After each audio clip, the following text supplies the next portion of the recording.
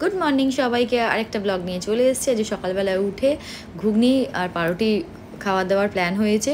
তো এখানে সারাদিনই বৃষ্টি হচ্ছে, তো আমার ঘুগনিও হয়ে গেছে। এদিকে বেলের শরবত করে নিয়েছি, অভিজিৎকে দিয়ে দেবো। আর দুপুরে কী রান্নাবান্না করেছি তা আর দেখাতে সময় পাইনি।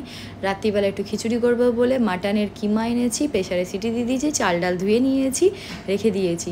তার মধ্যে কড়াই বসিয়ে দিয়েছি, সর্ষের তেল দিয়ে আলুটা ভেজে নিচ্ছি নুন হলুদ দিয়ে। আর ওই তেলেই আবার তেজপাতা ফোড়ন দিচ্ছি, গোটা গরম মশলা ফোড়ন দিলাম, একটু জিরে ফোড়ন দেবো, জিরে ফোড়ন দিচ্ছি। আর আমি হিং দিই, হিংটা আমি আজকে দিচ্ছি না, যেহেতু আমি কিমা দিয়ে খিচুড়িটা করব।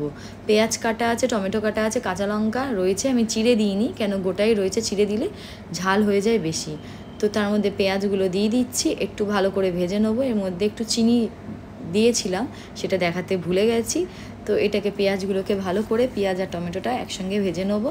এরপরে দিয়ে দেবো একটু নুন, যাতে পেঁয়াজ আর টমেটো দুটোই সফট হয়ে যায়। তো ভালো করে একটু ভেজে নিই। ততক্ষণে চালটা ভেজানো আছে, ডালটাও একসঙ্গেই ধোয়া আছে, আর কিমাটা সেদ্ধ হয়ে গেছে প্রেশারে।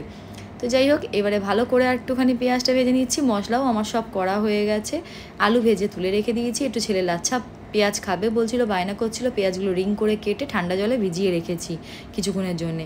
এদিকে পেঁয়াজটাও অনেকটাই ভাজা হয়ে গেছে, আরেকটুও ভাজবো।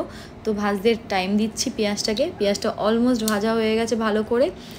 এবারে একটু নেড়ে ছেড়ে মশলাগুলোকে দিয়ে দেবো।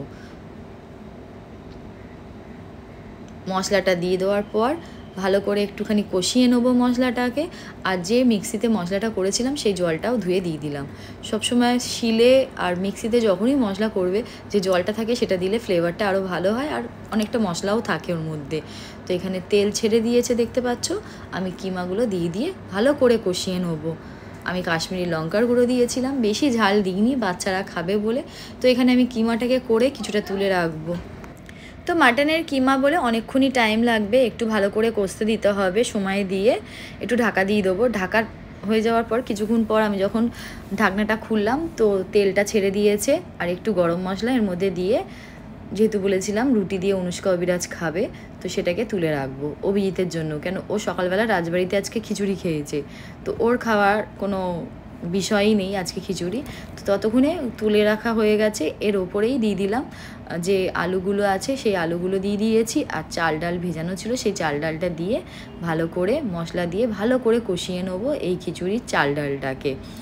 আর এদিকে পেঁয়াজের জলটাকেও ছেঁকে নিচ্ছি, যে লাচ্ছা পেঁয়াজটা বানাবো ছেলে মেয়ের জন্যে বলেছিলাম, ছেলে আবদার করেছে।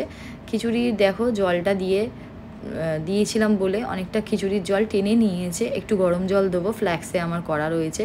তো এখানে লাচ্ছা পেঁয়াজটাকেও আমি বানিয়ে নিচ্ছি। কাশ্মীরি লঙ্কার গুঁড়ো দিয়েছি, চাট মশলা দিয়েছি, আর এদিকে গোলমরিচ গুঁড়ো দিয়েছি, একটু লেবু দিয়ে দিচ্ছি, আর দিয়েছিলাম একটু নুন।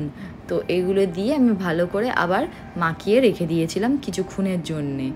তো নুনটা স্বাদ অনুযায়ী দিতে হবে, কীরকম কী নুন বেশি খাবে কি কম খাবে সেটা দেখে নিয়ে নিজেকে সেই নুনটা দিয়ে ভালো করে মাখিয়ে আমি 15 মিনিট ঢাকা দিয়ে রেখে দেবো। আমার খিচুড়িটাতে আমি আরেকটু জল দিয়েছিলাম, বললাম যে গরম জল দেবো। তো দেওয়ার পর খিচুড়িটা একটু পাতলা পাতলাই রাখবো, কেন খিচুড়ি যদি ঠান্ডা হয়ে যায় তা টেনে নেয়। তো আমার একটুখানি পাতলা খিচুড়ি খেতে ভালো লাগে। আর এদিকে অবিরাজকেও খেতে দিয়েছি কিমা, রুটি আর লাচ্ছা পেঁয়াজ। আর খিচুড়ির ওপরে আমি ঘি গরম মশলা দিয়ে দিয়েছি। আমার ডিনারটা আমি নিয়ে নিয়েছি খিচুড়ি, লাচ্ছা পেঁয়াজ, আচার। খুবই ভালো লাগছে খেতে। তো বাই, গুড নাইট।